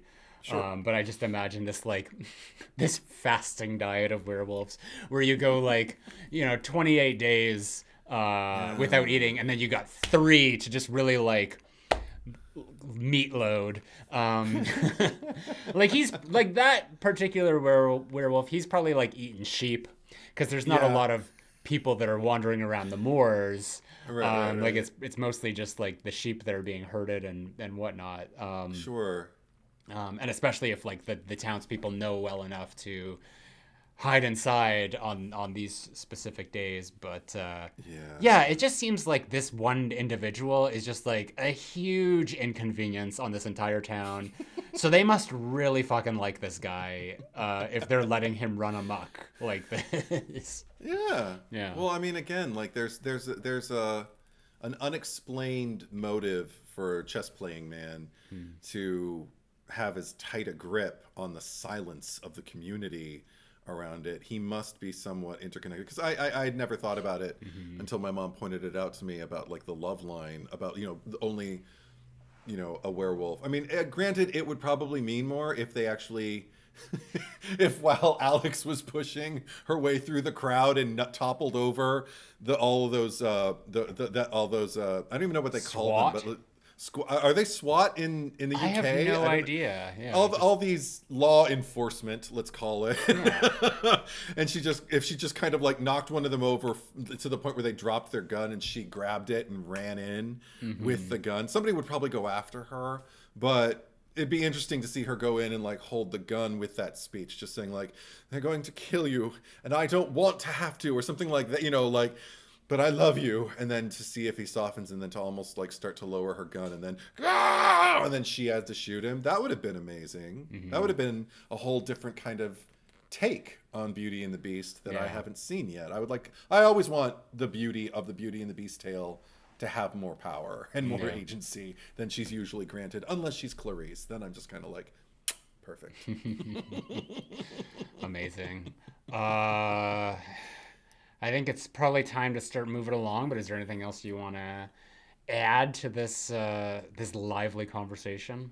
One thing I don't think you could ever pay me to do, ever, is do full eyeglass contacts, which is what they did to David Naughton for that nightmare when he's on the bed in the middle of the woods and he opens his eyes and has what I always kind of feel is like... When he's this. Yes. Yeah. When he I'm holding up the steel book with. I feel like he resembles Tim Curry in that moment, like in a way. No, I don't his think teeth are pronounced. Anything with eye, like I don't like anything going near my eyes. I don't like fingers in there. I don't like to put like little plastic contacts, whatever it is. That's like no. See, I've done contacts and I've mastered contacts, but I mean like just circles. When whole eye. Oh god, yeah, that's awful. Like I feel like I'm finally at this point in my life have gotten used to like eye drops. Of course, I'm so uncoordinated. I'm just like, where is it going? It's like that Friends episode where Rachel like absolutely cannot have eye drops. Where she has to get pinned down by all 5 of them. Well, and Courtney Cox has that great bit where she tries to bite the eye drops into her eyes, like she puts it in her mouth and she's pinning her down with both her hands and her legs. Spitting it out into just her eyes. Like a fire hose, and it doesn't do anything. Yeah, that's fun. No. That's you. That's no you, eye Zach. stuff. You're Rachel. No eye stuff. I'm Rachel. Courtney Cox would have to pin you down to get drops in your I'm eyes. the Rachel. You're the Rachel. I guess you would be the Monica, I mean, the anal retentive. She's the Virgo. Yeah. She's the Virgo of the group. Yeah. Who would the Scorpio? I'm guessing Ross. He can get, I don't know. He can get vicious, but he can also get incredibly vulnerable. I definitely feel like I would probably be Ross if I was any of them.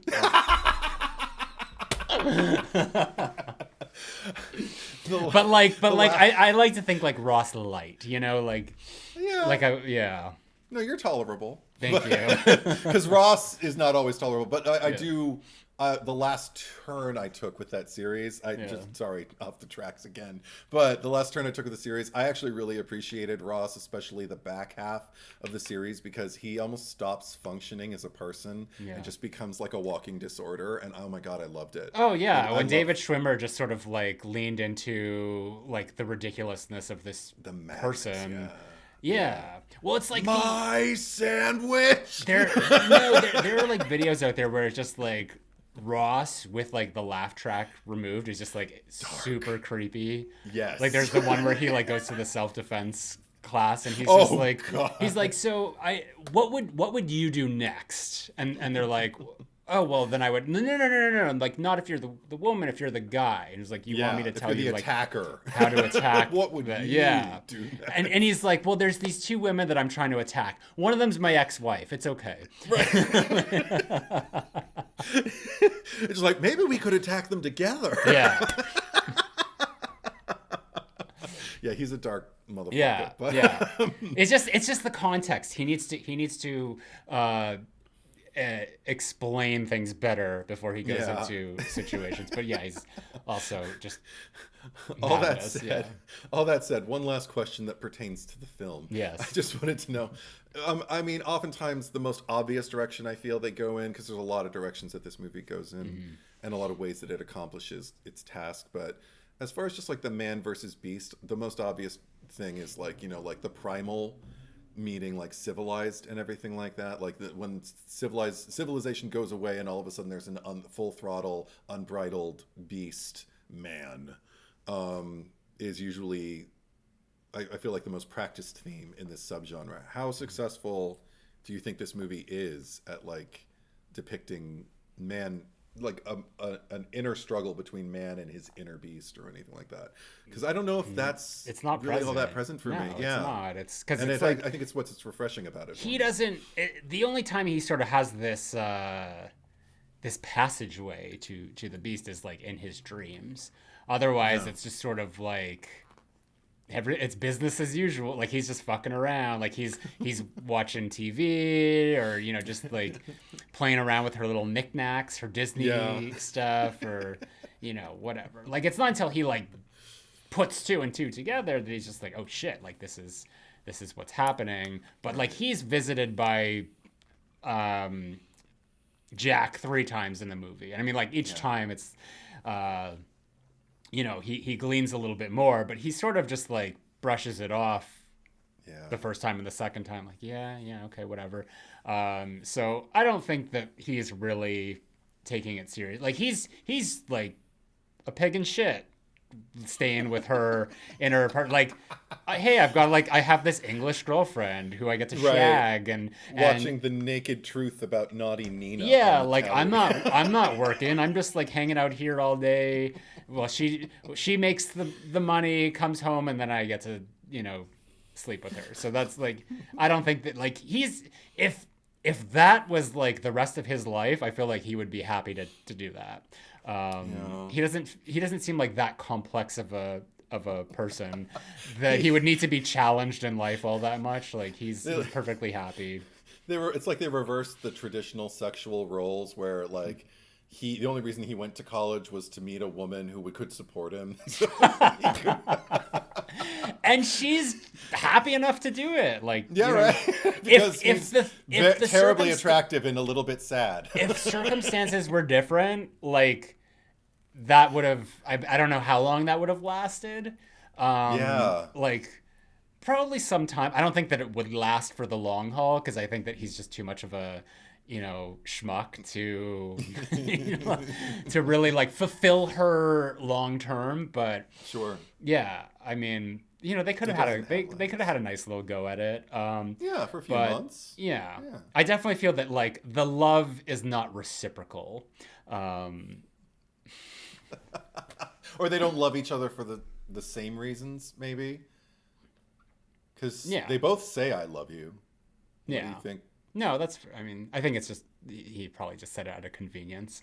But It's so romantic for our Valentine's Yeah. Day I week know. episode. Yeah.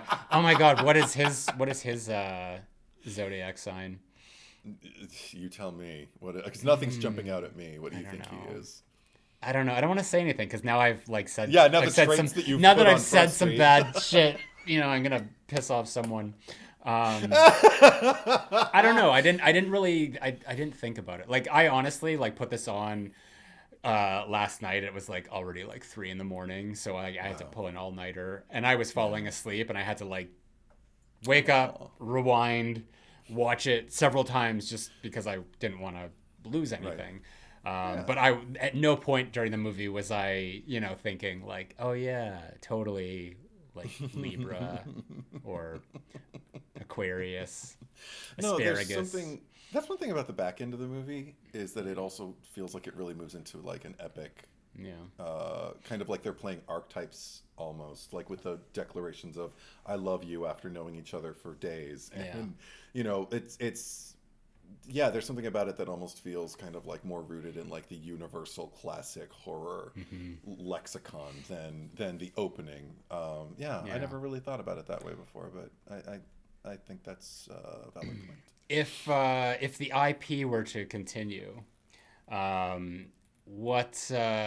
I mean like remakes, sequels, reboots, whatever, what would you perhaps want to see? I want to see the 7 other monsters that Alex slept with.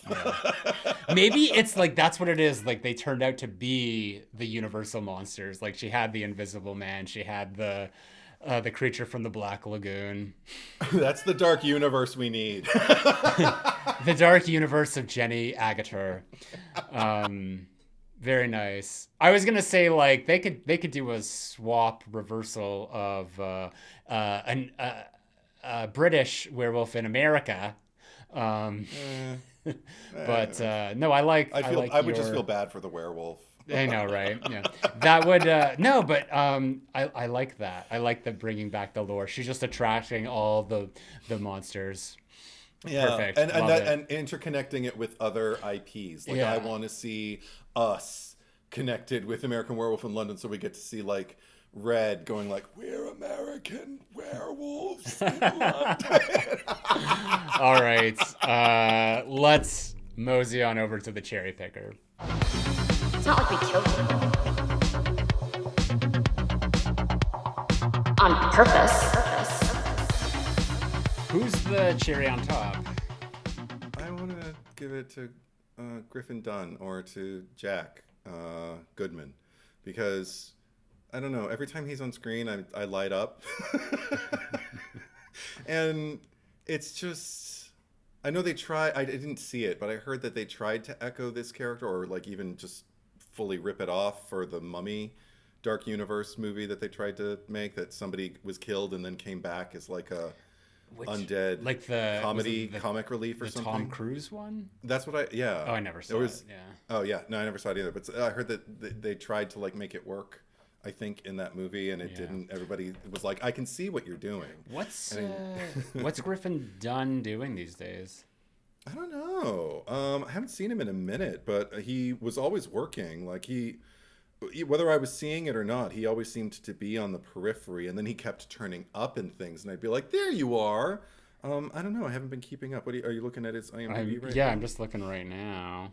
Okay. Then you can. The most recent credit, he did a voice on The Simpsons. This was 2024. He was in Only Murders in the Building. 2 episodes. Looks like a lot of TV. Yeah. No, I'm just trying to think of like movies or like horror movies. Specifically. No, I'm trying. I don't remember a lot of horror movies with him, but I like famously for a lot of people in my age bracket, he was the teacher that Anna Chlumsky was in love with in My Girl, the first one. And he was in, a lot of Scorsese fans might know him from After Hours, this really, really great little indie flick. I believe it was indie. I don't know if it was studio, but it felt indie.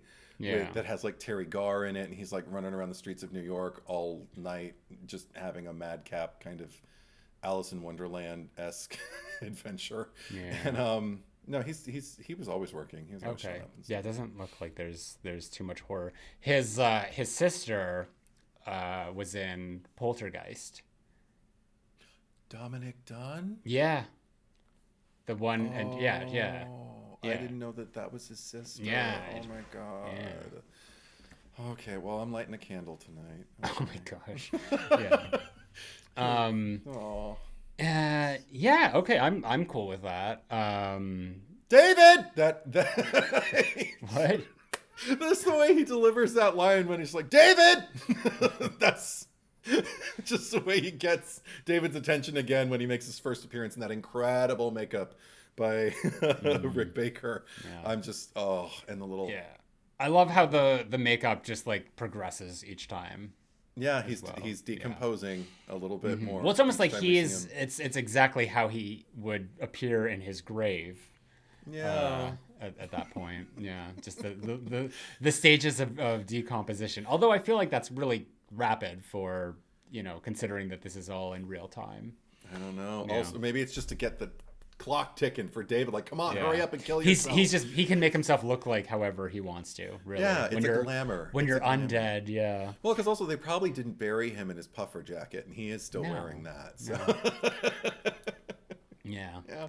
Or maybe it's not actually him. It's just it's like Sam in Scream 5 just like hallucinating the Billy Loomis. Billy Loomis in the mirror. Yeah. Oh my God, how great would that have been if like each time we see Skeet Ulrich, he's just like a different stage of decomposition. Oh. But by the end, when he's just like, look, there's a knife over by those umbrellas, he's just like skull with like eyes and It only would have worked if they would have done it every movie. He's Yeah. just a little more decomposed Yeah. in every movie that he appears as Yeah. this visage. But yeah, Yeah. I'm on board for Cool. it 100%. Yeah, All let's right. do that. Nice. I mean, who knows? They could do it for 7 if they're all coming back. So, right. last week we asked you who deserves to die the most in Fatal Attraction. I nominated Alex Forrest. You nominated Dan Gallagher. Across Patreon, Instagram, and YouTube, the final vote was 255 for Alex Forrest and 311 for Dan Gallagher. Oh, wow. Interestingly, more people voted for Alex on Patreon. Instagram was split equally, and YouTube is where Mr. Gallagher had more of the votes. But Okay. yeah, YouTube's always coming after you. well, usually YouTube's tips in Are my they on favor. your side usually? Yeah. Oh, okay. Yeah, what's going on? What's with the betrayal? At least my patrons didn't betray me this time. This time. Yeah. Bra, ha ha ha, says Alex for what she did to that bunny. Oh. Jazzy Boo, she might be a crazy bunny boiler, but he caused the whole thing by being a cheater. Keep it in your pants next time. Mm-hmm. Cosmic urgency. Or urgency. Cosmic urgency. I don't know why I added another C there. You added a C. I added a C. He cheated on his wife. She abducted a child and murdered a family pet. Seek help if you say he deserves it the most. Oh. Yeah, Edward, seek help. Oh. He doesn't have mental illness as an excuse. We know that she's not right in the head. So mental illness is deserving of... No, it isn't. She needs help. Okay. She needs help. He needs to stop. Because he has no... At least she has a I see case what you're to be saying, made. If I'm a yeah. lawyer and I'm going to defend Alex, I would sooner take Alex's defense case than Dan's. Okay. Even if there's a dead bunny and a child dead. Yeah. Well, there's no dead child. There's an abducted There could have child. been. But There could have been a there dead wasn't. wife. You know what I think she was doing on that roller coaster? I think she was making a little trying to patch a relationship with the child that already exists, because in her mind, I already forgot her name, Beth. Yeah. Beth was going to be out of there, and she was going to be like, I'm your new mommy. Maybe. I think that's what she was laying the groundwork for. I mean, it's possible. I think that she just wanted to get on the child's good graces like she did with the dog, because the dog clearly had no issue with her. Yeah. The dog hung out at her apartment and got to watch them fuck. And, the dog was going to let her die, though. Yeah.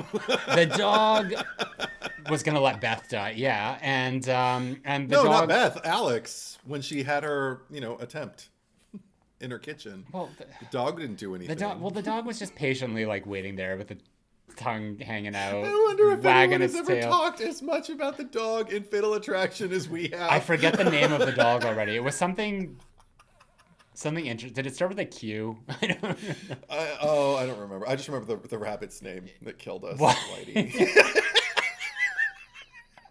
Maybe it's Doggy. Doggy. No, Beijing, it was the dog. Yeah. Anyway, Amethyst Frost says both of these characters were a big old mess, and even though I wish Alex brought more camp as a villain, I also wish Dan got more consequences and blame for being a cheating husband, so I think I'll go with him. I really thought this movie was going to be another single white female situation where all the characters suck, so cherry on top would go to the dog. I stand with Jason's justice for Quincy. Quincy. Thank you, Amethyst. I knew it was a Q. A Q. Yeah, you were right. Thank you, yeah. Quincy. It's like, I'm trying to close the door, but Quincy won't stop wagging his tail. Rowena Potter. Rowena Potter says, it's Eddie's pick again for me, as always. Michael D is the worst. Not only did he cheat on his adorable wife, but everything that happens is traceable back to him. The psychological trauma his daughter goes through because of the horrible murder of her bunny is because daddy couldn't keep it in his pants and not have 100%. Sex with a lunatic. Yeah, there you go. Pickled eggs 4. Cheating on your spouse doesn't merit death. Breaking into someone's house and trying to plunge a knife into the bodies of the homeowners does, however. Thank you. Okay. Column A, column B. Mark Burrows. It's so obvious it's Dan, as he cheated on his loving wife and lied to his little daughter as well. Did he lie to her? Or did he just withhold the truth? I mean, I actually have to say, I don't think you always have to clue the kids in on when you need to let them know when you know what's happening. You know, don't clue them in that like mommy and daddy are kind of in a gray area and we don't really know what's going to happen. Like, don't just tell them when you know what's happening and lie to them and tell them white lies. Yeah. Whitey lies. Denise, if Dan hadn't cheated, his daughter's bunny would be still okay. The trauma that his daughter goes through, I wouldn't wish that upon my worst enemy. His lovely wife didn't deserve to be cheated on. Alex is insane, but Dan starts the cycle of insanity. Silent Saturn, gonna go with Dan. He should know to never stick your dick into crazy. I mean, you should have said stick your dick into sick. Ew.